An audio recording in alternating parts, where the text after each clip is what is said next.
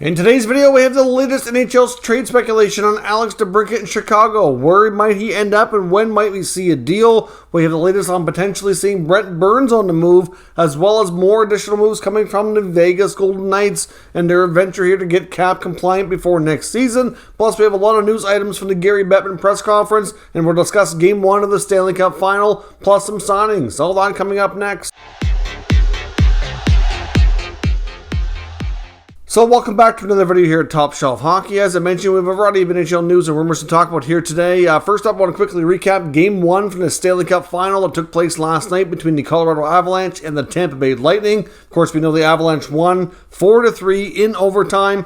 They came out to a real hot start. Certainly no evidence of them being rusty after a 9-day layoff. I know that was the big concern for a lot of people on the Avalanche team. We've seen it happen to other teams, even Tampa earlier in the playoffs after having a long layoff before their round 3 series got underway, but there was no evidence of that. They came out flying, had a real solid start, 3-1 after the first period. The Lightning came back, had a couple of quick goals in the second to tie things up, make it interesting. The third period was really, really good, lots of action, but no goals. And then, of course, we have Andrei Burakovsky burying an overtime winner not too long into the frame after having a short power play expire. The Avalanche were able to get an opportunity not long after. That line between Comfer and Nichushkin was on fire all night. Burakovsky pitches in with the OT winner. Val Nichushkin is really going to get himself paid in the offseason. He has had one heck of a solid regular season and playoff run for this Avalanche team. Of course, we get 2 days off this time between games,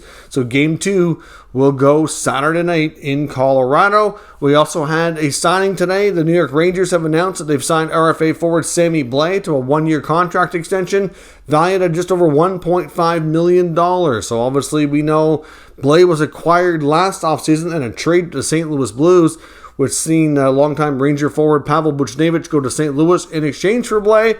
But Blais missed a big chunk of the season after undergoing surgery and having a major injury earlier in the year. So certainly didn't have much bargaining power after being on IR for majority of it. I believe this number that he signs for is just a shy of his qualifying offer. So that should have been an easy contract to get done.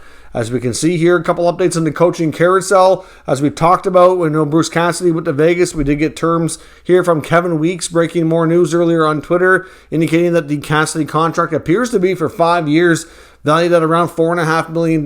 So that's certainly a nice payday for Bruce Cassidy.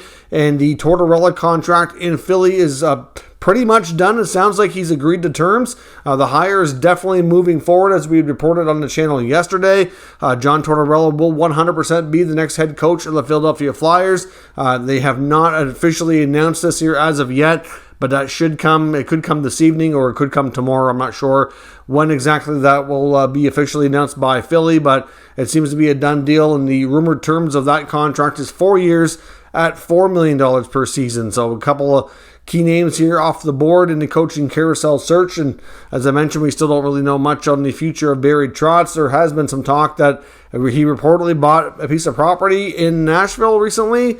So some think that he might be heading back to the Predators to work in management instead of going behind the bench. And I guess that wouldn't be completely crazy. We know he has management aspirations, so maybe that will be what ends up happening. Otherwise, Winnipeg's one of the main teams in place here that have had heavy interest. So we'll see. Hopefully we get clarity on Trotz's future in the near future. Now, of course, a couple other quick notes here. The OHL Championship came to a close last night as well, with the Hamilton Bulldogs defeating the Windsor Spitfires. So we're now completely set for the Canadian Major Junior Hockey League's Memorial Cup tournament, which will get underway here early next week.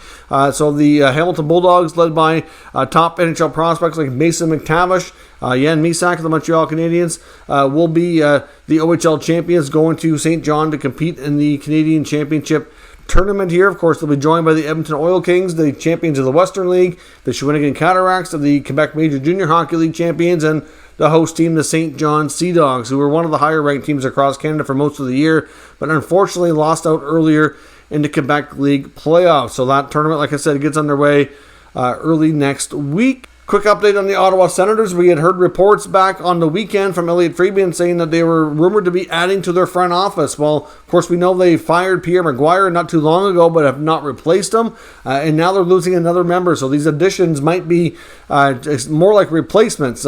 Assistant General Manager Peter McTavish, who's been working with Pierre Dorion for some time and has been his main contract negotiator as an AGM, is leaving the Senators and heading back to the player agent business. Of course, he used to work with some agents. I believe it was in CAA with Pat Brisson, JP Barry, I believe is where he worked before. And now he's heading to Cortex, which is the agency that was Kent Hughes used to work for before he became the GM of the Montreal Canadiens. So he's heading back to be a player agent, going back to that side of the business. And the Sens are short yet another member of the front office. But hopefully they can find some replacements here. We're getting to a very busy time of year. It's certainly not a great time for Pierre Dorion, who has a thin front office, to get even thinner when the work is at its busiest peak time. So we'll see what they do in regards to the rumors that they were going to be adding some new bodies. Hopefully, like I said, they can get them on board here in fairly short order. And of course, Gary Bettman had a long press conference yesterday before Game 1 of the Stanley Cup playoffs. We did learn a fair bit of interesting news. We learned that the revenue for 21-22 should be a record-breaking year, a minimum of $5.2 billion, which is great to hear. He says they're still probably 2, maybe 3 years away from seeing the escrow paid off, and where we'll see more of a rise in salary cap. Of course, there's a big debt from the players to the owners because of all the lost revenue during the shutdown because of COVID. So once all that money is repaid is when we'll see more of a rise in cap. He said it could be 3 years, but at least now with this year being so good, it could be as much as 2 years. So that's certainly positive news, regardless of where that payment sits in the debt between the players and owners. At least it's great to see the league having record-setting numbers. They also confirmed as well that next season for the 22-23 opening night will be October 11th. So we'll be officially back to a normal hockey calendar. We're somewhat normal this year, but not completely. It took a couple of years basically to transition back without it being so drastic because of all the stoppages and starts. And of course, they came back and had a shortened season and the bubble playoffs in the summertime. It's just been crazy the last couple of years, but at least going into 22-23, we'll have a normal hockey calendar. They did confirm as well there won't be any changes coming to LTIR. That was a Board of Governors topic of discussion at the last meeting, but apparently it's been discussed that it's not an issue, and it's obviously something that's in the CBA and negotiated on both sides. And even though there are some teams that I guess you could say they kind of use it as a loophole or exploit it to spend over the cap, it's technically legal and within the guidelines, and the NHL right now does not see any need to move forward with any kind of change. Of course, regarding the Hockey Canada incident from the 2018 World Junior team with some players that were, accused of sexual assault by a young lady, and of course that lawsuit was settled out of court. We know that Hockey Canada may have to do some testifying in front of the government here. They're going to be called to discuss that scenario, but the NHL has said it's going to do its own investigation into all that and the players, and to see if they determine that they should be doing any discipline for anything that might be involved with current NHL players, because a lot of players from that team did move on to go to the NHL. Apparently the NHLPA has been very helpful in working with them in that regard, and they're believed to be interviewing all players from that team. It's underway. I have no idea how long it's going to take or when we might know or if anything will come from it, but they did indicate they expect to release the results once their investigation is complete. They were asked again about the Ottawa Senators ownership, because of the passing of Eugene Melnyk. Again, status quo, the Melnyk daughters, his two young girls, even though they're not a ton of experience between them, but they are, have no interest right now in selling the team. It's no change is the answer in that regard. The team is carrying on status quo for now, and that's really all there is there. And they did confirm as well that the Sens are investigating a new downtown arena, LeBreton Flats. So I know that there's should be some information coming out from the LeBreton Flats development people here in the next probably week or so as well. So hopefully that'll be good news that things might be able to move forward in that regard. Of course, they were asked about Arizona, said that it was not an unprecedented thing to play in a small arena like that, and they were very optimistic about the Tempe project. Didn't get into it too much. They're still working on a World Cup of Hockey, which is expected to be somewhere around 2024, probably in February. One of the main challenges with that, though, is that the European leagues would have to send a lot of players and shut down, and that could be problematic for them. So aligning all the schedules and get all parties involved will be tricky. And as of right now, they wouldn't probably want Russia to participate, but there's so many good Russian hockey players. You take Russia out of the World Cup, that's already small. I'm not sure how good the tournament would be. Like, it's difficult to say where things would stand. So they're kind of trying to find some time here to hope and see how that situation, that part of the world, resolves itself, hopefully. Evander Kane and that grievance is likely not going to be resolved until possibly after free agency gets underway. So a team can actually sign Evander Kane and then end up losing him. So essentially how this could work out is that Evander Kane is grieving the San Jose Sharks, canceling his contract. And if Kane, if he wins, then San Jose essentially is going to be on the hook to pay him for his contract and we'll get the player back. Now, we know that San Jose and Evander Kane don't really want to work together anymore. So essentially at that point, he'd be traded.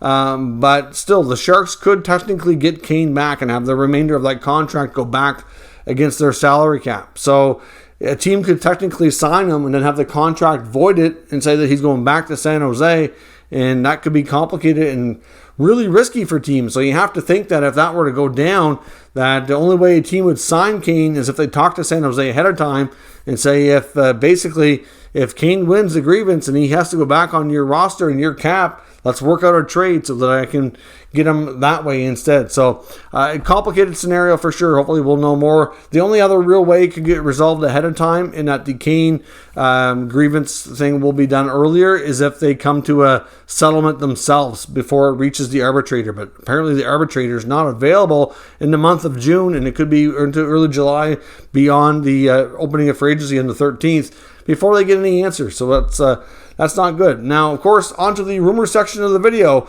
Found an article today on the Debrincat situation in Chicago from the Chicago Sun-Times, talking about the why they're trading Debrincat, why it makes sense, and some teams that were reportedly linked to the Blackhawks and having some trade conversations. Now, all the teams that have been linked to all have their first round picks, and it was mainly revolved around that pick being involved as a key part of the trade. The article mentions the New Jersey Devils with that number 2 pick being interested. It also references the Ottawa Senators at number 7 being interested, the Philadelphia Flyers at number 5, of course the Kings at number 19, and the Islanders at number 13. Of course, it would probably take more than a first round pick to get the deal done. The higher the pick, the more the value, of course, which means they might not have to add as much. So, like, for example, the Devils would probably have to add the least to that package compared to a team like LA at number 19 overall. So we'll see where things go. But as I mentioned before, for Alex Debrincat in Chicago, it makes a lot of sense from the standpoint that he's owed a $9 million qualifying offer. It doesn't always make sense to have a high-profile player making that kind of money when you're intending on tearing things down and stripping it down and doing a full-scale rebuild that's going to take 5 years.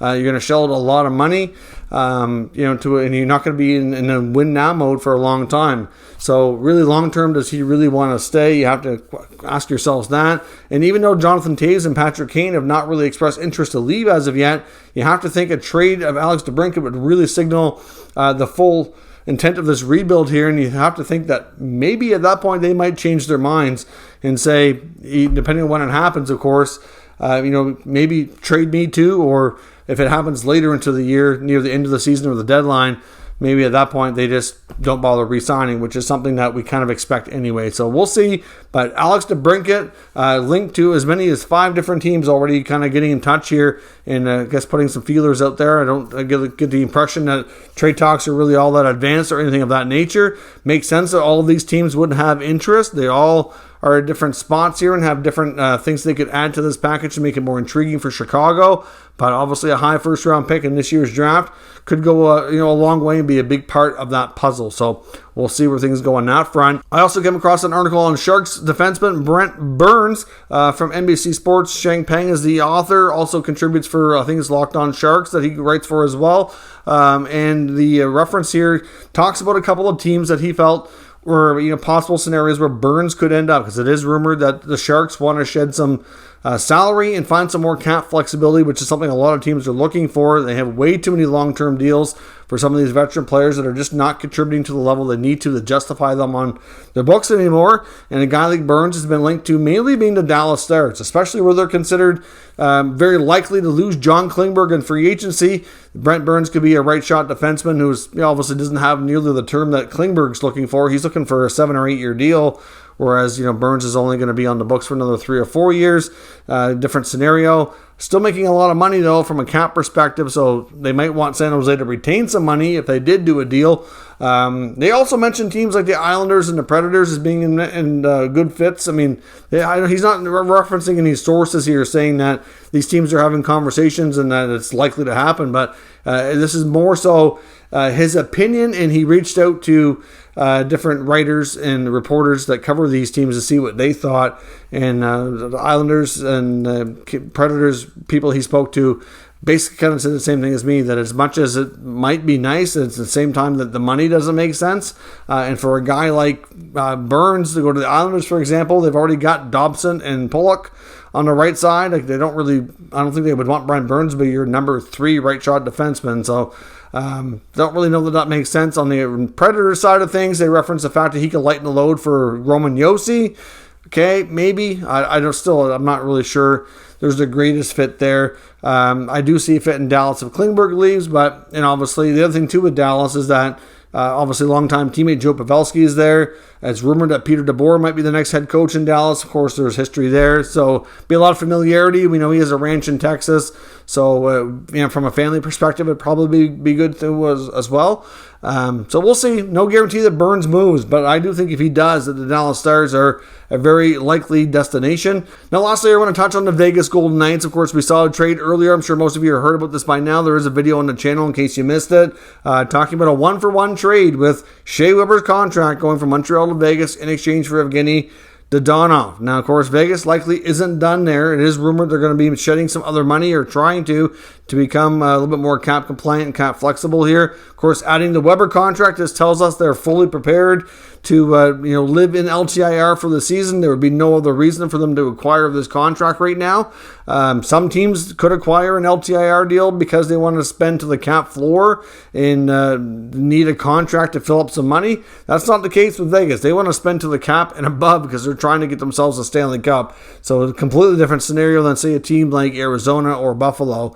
But Vegas, on the other hand, a couple of names that have been brought up in trade conversations that have been rumored to go to get the flexibility that they need here is William Karlsson or maybe even Max Pacioretty. Hard to say what happens, but I know I was listening to the Cold Stove podcast today. They've had some pretty good rumors on that podcast about things that we might see. They've been pretty accurate, and they mentioned Pacioretty and Karlsson. Now, William Karlsson's name has come up in other circles and other reports as well as being a player that could be on the move for Vegas. It's not the first time I've heard that name. This is the first reputable source I've heard mention Pacioretty, but we will see. Of course, that was before they acquired the Weber contract. This was recorded yesterday when I was listening to it, so certainly that Weber contract does change the dynamic here a little bit and will allow them to have a little bit more money on the books than they wouldn't have been able to before, since they'll be able to spend above the cap. But I do think we're going to see at least minimum one more significant trade out of Vegas, and it's likely going to be one of those 2 veteran players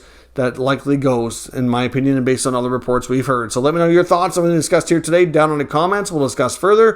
If you're new to this channel, make sure you subscribe and stick around. We'll keep you up to date with the latest news, rumors, and analysis on all 32 NHL teams. Thank you for watching, and I'll catch you next time.